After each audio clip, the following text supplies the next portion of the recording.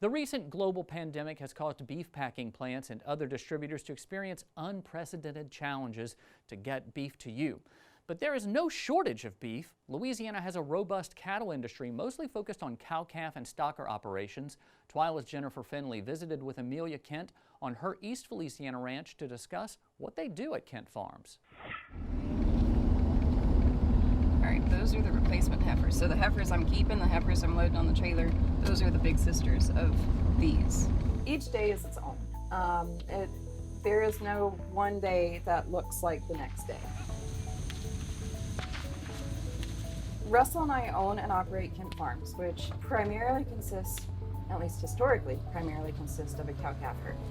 We have mama cows that produce calves each year, and the crop we sell are the calves that we need off of those mama cows. So that is at least half of our business model, the cow-calf model. Shipping is an orchestrated process. It's the culmination of not just 7 and 8 months of a calf being born and outside, but the cow was pregnant for 9 months before that, and she had to be in the proper body condition for 3 and 4 months before that to get bred. So when those calves are getting on the truck in August, weighing 600 pounds, it's really the culmination of 2 years worth of effort to get there. One of the coolest things, I heard you use the word orchestrated, and something that really just took me off guard and was so beautiful was the participation from your neighbors. Mm-hmm. That everybody came in.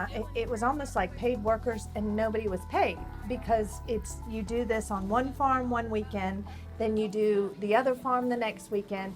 There's not a lot out there that I can just bring to mind, that kind of community effort that comes together in this way still. But it did that day. We're very fortunate to have a community and neighborly dynamic here. And I think that it exists elsewhere. It's just few and far between. It's harder to find. And it's not limited to shipping either. So we're at the end of our first cow working. And cow working is when we administer our routine herd health procedures.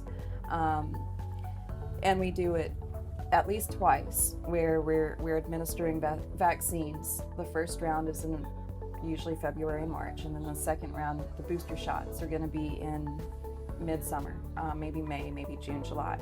But we're all in a very similar vaccine protocol, which means those 2 rounds of shots.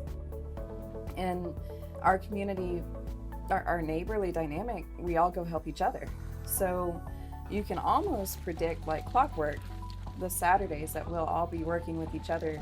If we're not working our cattle, we're working their cattle. You saw one crew in action. We hit 2 places and then went to the scales. And then Russell had another crew going.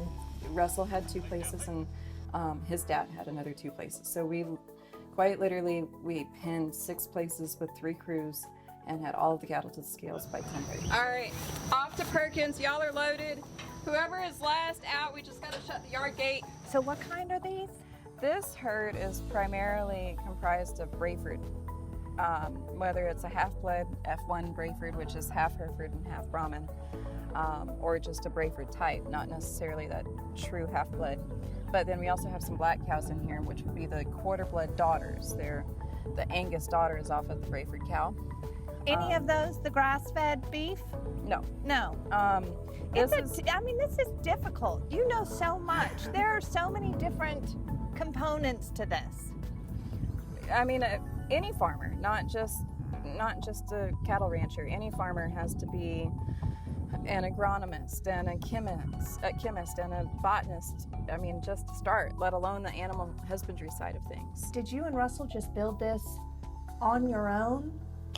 Yes and no. So Russell and I both come from farming and ranching families.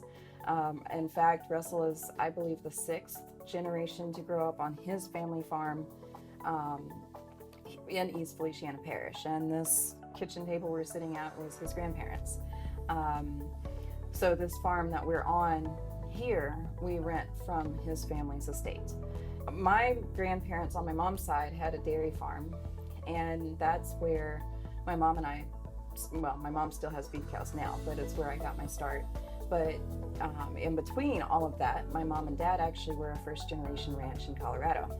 Started a first-generation ranch in Colorado, on which they started with yearling cattle, so that same stocker segment, and eventually had cow-calf as well. So you come from this? Yes, we come from this, but this business is our business from the ground up. Hard work paid off? Yeah. 2 years.